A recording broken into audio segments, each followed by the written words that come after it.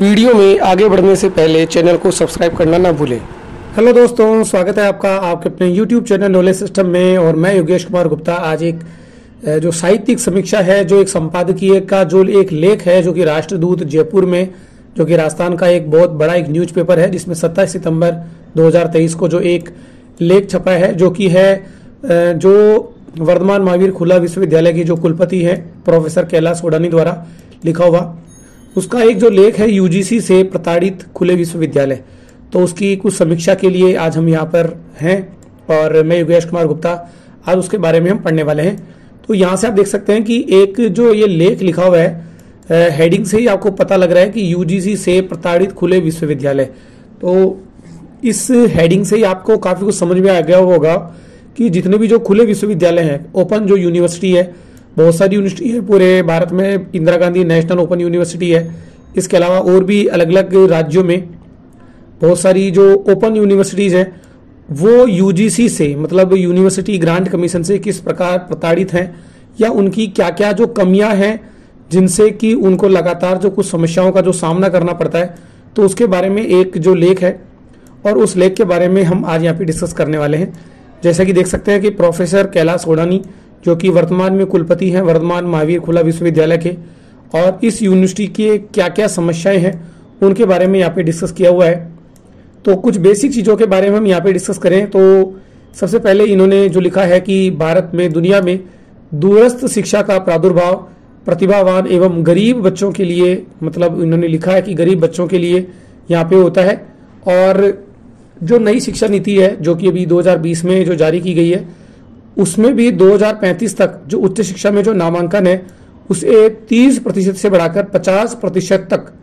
करने का लक्ष्य रखा गया। और ये जो पॉसिबल है वो केवल जो ओपन यूनिवर्सिटीज है, मतलब जो दूरस्थ शिक्षा है, जिनसे कि जो लोग अभी जॉब करते हैं या जो गृहिणियां हैं या जो रोजगार में जो व्यस्त है, जो लोग डायरेक्ट किसी कॉलेज में उच्च शिक्षा लेकर पढ़ाई नहीं कर पाते, तो उनके लिए दूरस्थ और ऑनलाइन शिक्षा जो है वो सबसे अधिक अनुकूल है। और इस बजट में जो भी शिक्षा का जो बजट है वो मात्र 3% शिक्षा पर खर्च हो रहा है,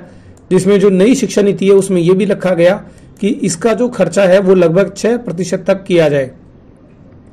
तो वर्तमान में यहाँ पर जो कहा गया कि अगर अप्रोक्स अगर देखा जाए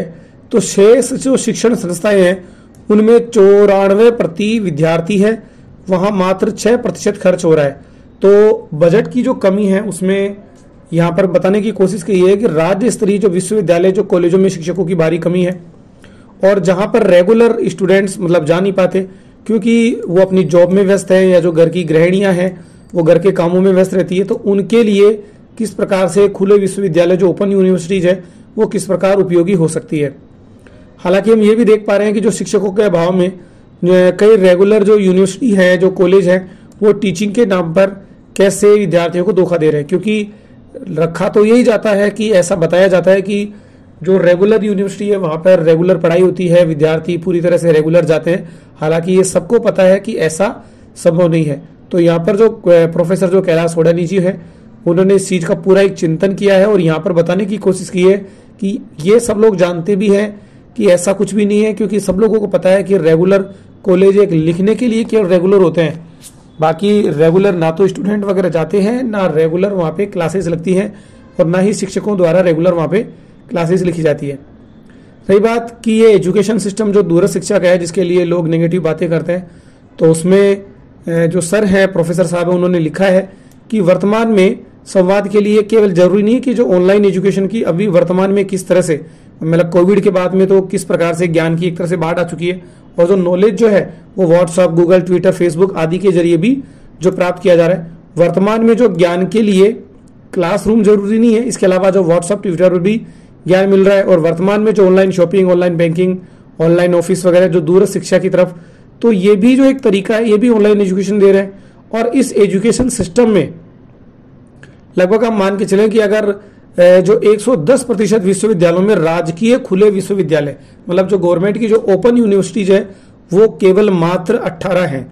मतलब आप समझ सकते हैं कि अगर पूरे भारत में इतनी ज्यादा जो गवर्नमेंट यूनिवर्सिटी 118,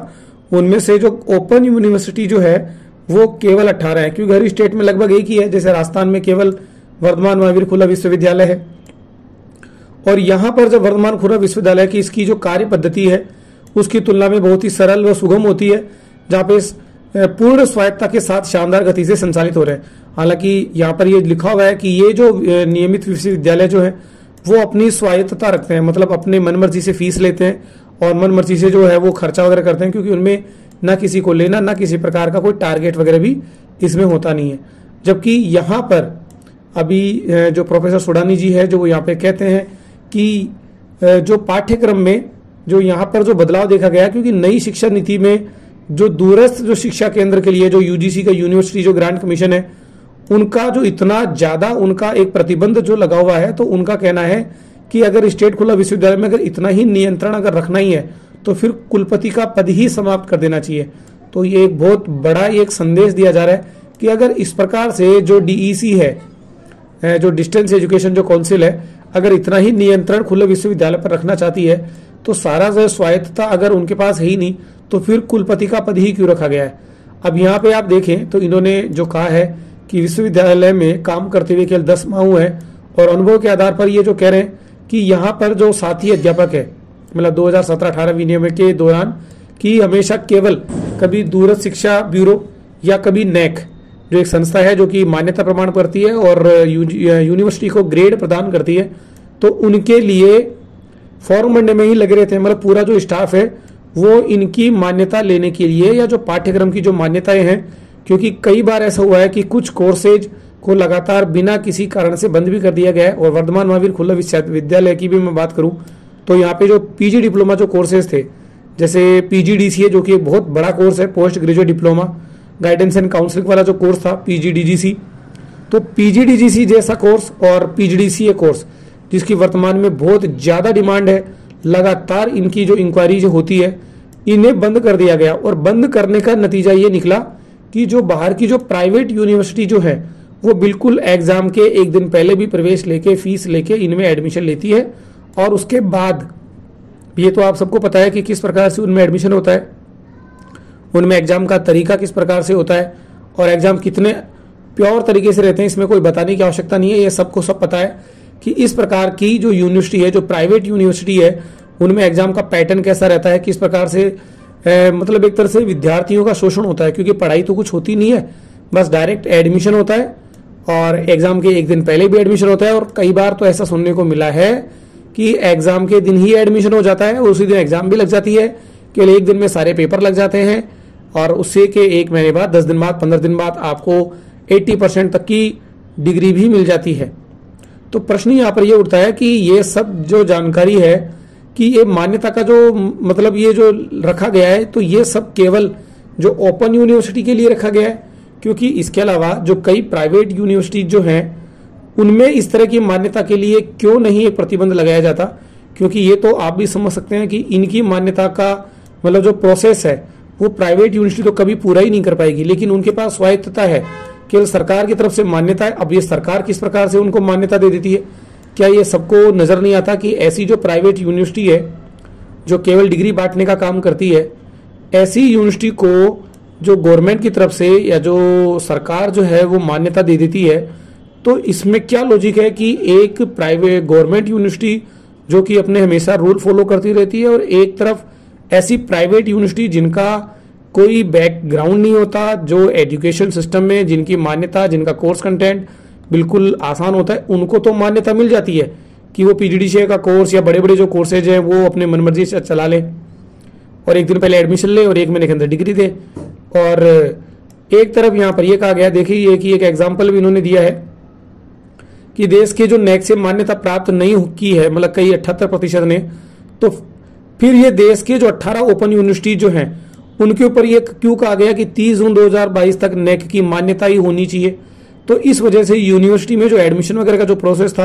वो भी डिले हुआ, मतलब लेट हो गया। क्योंकि आप देख सकते हैं कि मैं आज जब ये वीडियो बना रहा हूँ तो लगभग अभी 1 अक्टूबर अभी हो चुका है, 1 अक्टूबर, और अभी तक जुलाई 2023 के जो एडमिशन है वो अभी तक भी नहीं हो पा रहा है। मतलब 4 महीने, मतलब जून के बाद के जुलाई, मतलब जून, जुलाई, अगस्त और सितंबर के जो 4 महीने हैं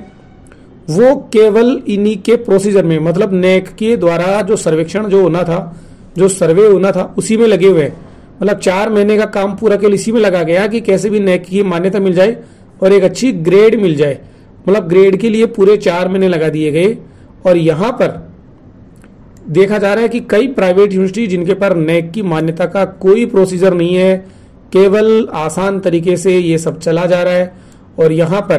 कुछ चीज़ें और भी हैं कि यहाँ पर जो राज्य सरकार होती है यहाँ पर प्रतिमाह वेतन की व्यवस्था करती है और कुलपति के सामने ये होता है कि यहाँ पर ये विश्वविद्यालय मतलब जो अधिनियम के दौरान चला है या दूरस्थ शिक्षा जो निदेशालय है डीईसी जो है उनके आधार पर। अब यहाँ पर जो विश्वविद्यालय उनके कहीं पर भी डीईसी का उल्लेख नहीं होता।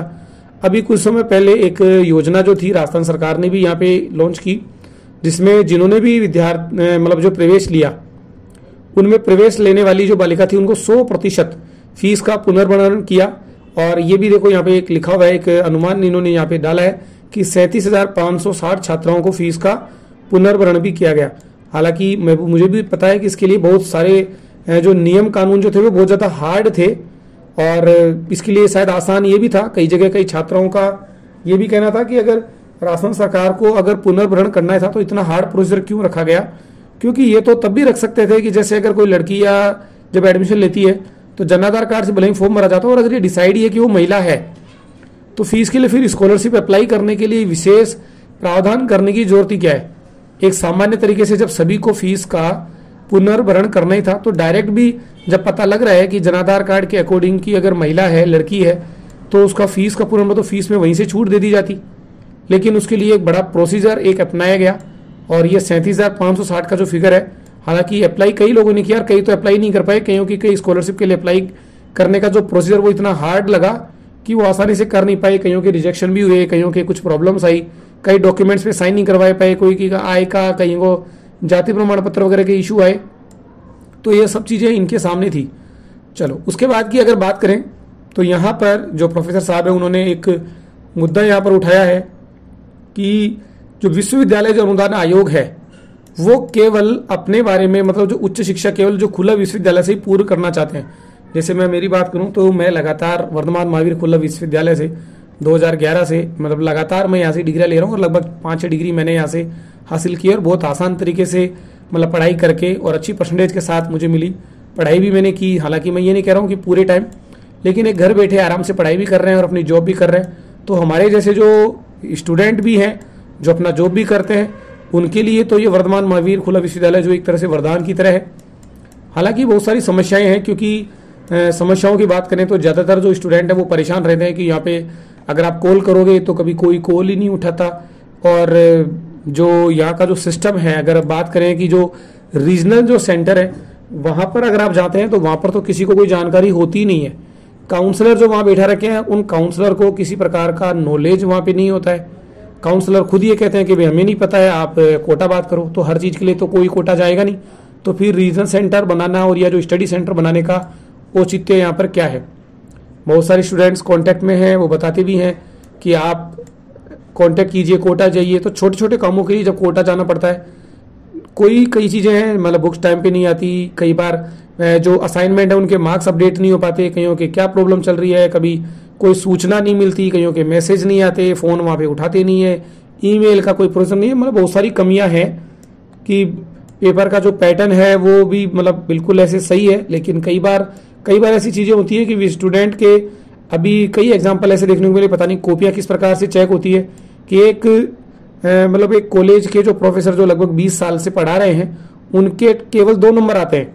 अब बड़े यकीन से कैसे कोई कह सकता है कि जो कि एक इंग्लिश का 25 साल से 20 साल से जो टीचर है उसके इंग्लिश में मात्र 2 नंबर है। और ये भी मैंने देखा है कि एक कंप्यूटर के जो टीचर है उनके पीजीडीसी में 2 नंबर आए, जबकि वो कंप्यूटर के टीचर है वो भी 15 साल से, वो बड़ी कोचिंग में पढ़ाते हैं, उनके खुद के यूट्यूब पे काफ़ी सब्सक्राइबर भी हैं, लाखों स्टूडेंट्स उनके स्टूडेंट हैं, उनको पढ़ा रहे हैं, उनके खुद के केवल 2 मार्क्स आते हैं। अप्लाई किया जाता है तो नो चेंजेज उनके रिजल्ट में आता है और आते आते इतना समय लग जाता है कि स्टूडेंट्स वगैरह देख ही नहीं पाते कि इतना समय लग गया। तो डिफॉल्टर की फीस दोबारा लग जाती है, कई बार आती है तो रीचेकिंग की दोबारा फीस लग जाती है और प्रोसीजर तो इतना समय खिंच जाता है कि बड़ी प्रॉब्लम्स स्टूडेंट के सामने रहती है। हालांकि अब धीरे धीरे सुधार हो रहा है, पहले के मुकाबले काफ़ी सुधार हुआ है। कोविड के बाद में कुछ प्रॉब्लम्स रही लेकिन अब थोड़ा ठीक है। और यहाँ पर जो प्रोफेसर साहब है उन्होंने यहाँ पे भी ये भी चीज़ यहाँ पर रखी है कि कितना एक अजीब सिस्टम है कि विश्वविद्यालय शिक्षकों की, देखो एक बड़ी एक लाइन लिखी हुई है, समझे यहाँ पे कि शिक्षकों की इससे बड़ी मजाक क्या हो सकती है कि दूसरी ओर नियमित विश्वविद्यालयों में उपलब्ध साहित्य से ही गाड़ी चल रही है, मतलब जो पहले से हैं, जबकि विश्वविद्यालय जो अनुदान आयोग उसके लिए चर्चा कभी नहीं करेगा। वहां पे टेंशन नहीं होती कि जहाँ पे जो स्टूडेंट है मात्र 24 घंटे पहले फॉर्म भरो और एक डिग्री लेके आप आराम से आ सकते हो। ऐसे प्राइवेट यूनिवर्सिटी के जो स्टूडेंट है, लगभग 7 लाख स्टूडेंट, जो केवल 1 घंटे पहले फॉर्म भरते हैं और रातों रात उनकी एग्जाम लगती है, डिग्री उनको मिल जाती है। तो जब ऐसे जहां पर एक भी शिक्षक नहीं है फिर भी वो आगे बढ़ रहे हैं, और कई ऐसे रेगुलर गवर्नमेंट यूनिवर्सिटी भी है जहां पर खुद का एक शिक्षक नहीं है लेकिन छात्रों की संख्या लाखों में है। तो ये कैसे संभव है कि ऐसे प्राइवेट यूनिवर्सिटी जो कि प्राइवेट फॉर्म भरवाती है लेकिन छात्रों की संख्या लाखों में है, तो उन्होंने कैसे पढ़ाई की, जबकि उनके पास तो कोई कोर्स कंटेंट भी नहीं है, कोई सीरीज मतलब कोई सिलेबस भी जारी नहीं होता है, लेकिन उनकी 1 वीक सीरीज भी नहीं मिलती है, तो भी वो पास हो जाते हैं, मतलब जो प्राइवेट करवाने वाले। और यहाँ पर जो दूरस्थ शिक्षा जो प्रदान करते हैं, जैसे कि वर्धमान महावीर खुला विश्वविद्यालय, वो अपनी बुक्स भी प्रोवाइड कर रहा है, साथ में सिलेबस है, क्वेश्चन बैंक है, उसको पास करने में मतलब स्टूडेंट्स को प्रॉब्लम आए तो आप समझ सकते हैं कि पढ़ाई का जो स्तर है वो किस प्रकार का सामने आएगा। तो यहाँ पे इस लेख में जो प्रोफेसर सोडानी है, जो कुलपति जो है वर्धमान महावीर खुला विश्वविद्यालय के, तो उन्होंने इस चीज की यहाँ पर लिखा है कि जो कि DEC है, डिस्टेंस एजुकेशन काउंसिल जो है, वो गरीब विद्यार्थियों के लिए, ओपन यूनिवर्सिटी के लिए थोड़े सकारात्मक नियम रखे, इतने रूल्स नहीं बनाए। और अगर ऐसा कुछ अगर इनके लिए UGC लिए, जो ओपन यूनिवर्सिटी के लिए अगर इतने ज्यादा बैरिकेड्स अगर आपने लगा दिए हैं, तो कहीं ऐसा तो नहीं है कि जो प्राइवेट यूनिवर्सिटी है उनको आगे बढ़ाने का प्रयास लगातार यहाँ पर किया जा रहा है। हालांकि हो सकता है उन्होंने यहाँ पर ये लिखा है कि हो सकता है कि वो गलत है, लेकिन स्थिति तो लगी रही है। तो कुल मिला के इस लेख में ये सब लिखा गया है कि कई बार जो ओपन यूनिवर्सिटी है उनके ऊपर कितनी ज्यादा समस्याएं हैं, कितने उनके जो बैरिकेड्स उनके ऊपर लगाए गए हैं, और इस प्रकार से जो प्रतिबंध जब लगाते हैं तो नुकसान तो विद्यार्थियों का ही होता है, क्योंकि उनको महंगी फीस, अगर मैं अप्रोक्स बात करूं कि कोई भी अगर डिप्लोमा या डिग्री का जो कोर्सेज है, एग्जाम्पल के लिए लेके जैसे योगा कोर्स है, जैसे जो ओपन यूनिवर्सिटी है वो 5,000 6,000 रुपये में वो कोर्स करवा रही है। PGDCA की अगर फीस बात करें तो मात्र 12,000 रुपये में वो कोर्स हो रहा है, जबकि प्राइवेट यूनिवर्सिटी जो है, जो डिस्टेंस एजुकेशन के जरिए की, कोई ऑनलाइन एजुकेशन के जरिए है, जो घर बैठे एग्जाम करवाने वाले, वो 20,000 25,000 30,000 रुपये तक में वो डिप्लोमा, और वो भी हाथों हाथ दे रहे हैं। तो पढ़ाई का स्तर तो डाउन हो गया, और उस पढ़ाई से किस प्रकार की योग्यता वो विद्यार्थी हासिल कर पाएंगे, ये तो हम भी समझ रहे हैं कि ये कैसे पॉसिबल है। तो ज़्यादा आसान हो कि जो ओपन यूनिवर्सिटी है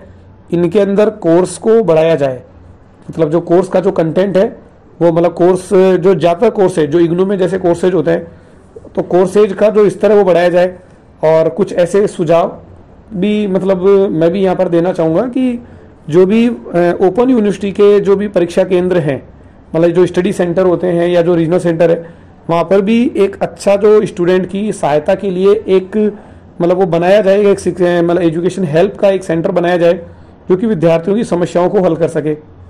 कम से कम कोई ऐसा एक कॉल सेंटर तो बना ही सकते हैं कि वहाँ पे स्टूडेंट्स का फ़ोन उठाया जाए, उनका एक रिकॉर्ड रखा जाए, उनकी जो समस्याएं हैं रिजल्ट से रिलेटेड, आए दिन स्टूडेंट्स परेशान होते रहते हैं, एक दूसरे को वो कॉल करते रहते हैं, उनके असाइनमेंट अपडेट नहीं होते, कभी मार्क्स नहीं आते, कभी उनकी डिग्री नहीं आती, कभी बुक्स नहीं आती, इतनी ज़्यादा समस्याएं, लेकिन उनको समझने वाला कोई नहीं है। और कई बार ऐसा देखने को मिला है कि विद्यार्थी जो है कोर्स को आधा अधूरा ही बीच में छोड़ देते हैं। एग्जाम नहीं होती उससे पहले प्रमोटी का फॉर्म भरते हैं, तो मन में ये डर बना रहता है कि हम सेकेंड ईयर का फॉर्म तो भर रहे हैं, लेकिन पता नहीं फर्स्ट ईयर हम पास कर पाएंगे ही नहीं कर पाएंगे। रिजल्ट आने में बहुत ज़्यादा समय लग जाता है, रिजल्ट आ रहा है तो कई बार 4-4 6-6 महीने तक तो रिजल्ट नहीं आता। कई बार ऐसे ऐसे केस देखने को मिले हैं कि जो स्टूडेंट एग्जाम देके आया है और उसको एब्सेंट लिखा मतलब शो कर दिया गया,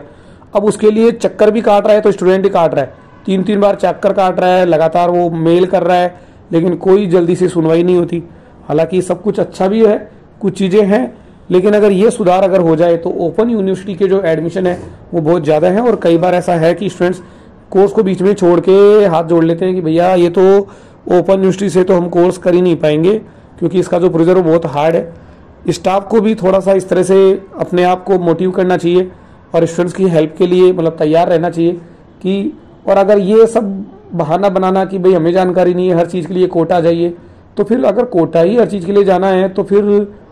ये जो रीजनल सेंटर जो बना रखे हैं, स्टडी सेंटर जो बना रखे हैं, बना क्यों रखे हैं? क्योंकि वहाँ पर जो काउंसलर बैठा रखे हैं, यहाँ पे जो हेल्प करने के लिए जो सेल बना रखी है, वहाँ पर कोई सिस्टम वहाँ पर है ही नहीं, उनको कोई जानकारी नहीं होती। अगर उनसे आप पूछ लो किसी कोर्स के बारे में कि उसकी फ़ीस क्या है, मैंने खुद ने कई बार ये रियलाइज़ किया कि उनसे ज़्यादा जानकारी तो स्टूडेंट्स को होती है। कई बार कुछ जो यूट्यूबर्स हैं जो कोर्स के बारे में जानकारी देते हैं, कुछ जो टीचर्स हैं, प्राइवेट स्टूडेंट्स हैं जो अपना किसी न किसी तरीके से जो हेल्प करते हैं, उनको ज़्यादा जानकारी होती है बजाय कि जो यूनिवर्सिटी के जो वहाँ पे जो कर्मचारी हैं उनसे ज़्यादा। और कर्मचारियों को कई बार देखा है कि इतने गंदे तरीके से बातचीत करते हैं, इतने भद्दे तरीके से बात करते हैं कि स्टूडेंट का मन ही नहीं करता, इतना बुरी तरीके से डांटते हैं। कोई स्टूडेंट अगर एग्जाम नहीं दे पाया तो कुछ कमी रही होगी, गलती रही होगी, लेकिन इतना बुरा तरीके से डांटते हैं जैसे उन्होंने बहुत बड़ा गुनाह कर दिया हो। तो स्टूडेंट की शिक्षा तो बहुत तरीके से मिल रही है, बहुत आसान है, घर बैठे लोग डिग्री भी ले रहे हैं, हालांकि मान्यता भी मिलती है। कई जगह जब अप्लाई करते हैं तो उनको काफ़ी अच्छा सुनने को मिलता है कि चलो ठीक है, एक अच्छी गवर्नमेंट यूनिवर्सिटी से आपने लिया है बजाय कि किसी प्राइवेट से पैसे देके आपने डिग्री ली है। वो डिग्री लेना होता है, एक तरह से डिग्री खरीदना होता है। यहाँ तो पूरी पढ़ाई करके होता है। एग्ज़ाम सेंटर पर मतलब पहुँचते हैं तो वहाँ पर कोई मतलब एक सिस्टम से ही नहीं होता कि आप कहीं भी बैठ जाइए, कभी भी कहीं पर भी। कई बार देखा है ऐसा कि कोई सिस्टम ऐसा नहीं होता कि आप रोल नंबर से बैठे हैं। कई स्टूडेंट्स हैं जो कई बार ऐसा होता है कि ठीक है जैसा एग्ज़ाम चल रहा है जैसे चलने दो। कई बार ऐसा देखने को मिला है, कई प्राइवेट जो कॉलेजों में कई बार ऐसे सेंटर आ जाते हैं तो कई बार स्टूडेंट्स बताते हैं अपने अनुभव कि वहाँ तो ऐसा हुआ, वहाँ तो ऐसा होता है, प्राइवेट सेंटर ऐसे करवा देते हैं। तो ये सारी चीज़ें समस्याएं हैं। तो आज इस लेख के बारे में हमने यहाँ पर स्टडी किया है जो कि प्रोफेसर कैलाश सोडानी जी द्वारा लिखा गया है, जो वर्धमान मीरा खुला विश्वविद्यालय के जो प्रोफेसर हैं। तो आप भी इस तरह की जो लेख है बहुत अच्छा लेख था, इसके बारे में मैंने अपनी एक समीक्षात्मक एक राय दी है। और स्टूडेंट से मैं बात करने के लिए मैं अपने बारे में जो उनके जो कमेंट्स हैं वो आप लिखें और बताएं, अपने एक दूसरे के जो विचार से वो लिखें। हो सकता है इन्हीं माध्यमों से वहाँ तक अपनी जो बात है वो पहुँचे और यूनिवर्सिटी इसके बारे में जो अपने कुछ सलाह हैं, कुछ सुझाव हैं, कुछ शिकायतें हैं, उनके बारे में ध्यान दें। और हमारा एक लगातार प्रयास रहेगा कि जो वर्धमान महावीर खुला विश्वविद्यालय है वो आगे बढ़े और निरंतर जो इसमें स्टूडेंट्स हैं वो लगातार इसमें एडमिशन ले, जिससे कि एक जो गरीब बच्चे होते हैं, जो प्रतिभावान हैं, जो जॉब में हैं, जो कुछ महिलाएं हैं, जो घर बैठे अपनी एजुकेशन प्राप्त कर सकेंगे। तो दोस्तों आज का ये वीडियो कैसा लगा उसके बारे में कमेंट करें, चैनल को सब्सक्राइब करना ना भूलें, अपने दोस्तों तक शेयर करें और अपनी जो शिकायतें हैं या जो अपने जो सुझाव हैं वो भी इस वीडियो के जरिए आप प्रेषित कर सकते हैं। ओके दोस्तों, थैंक यू।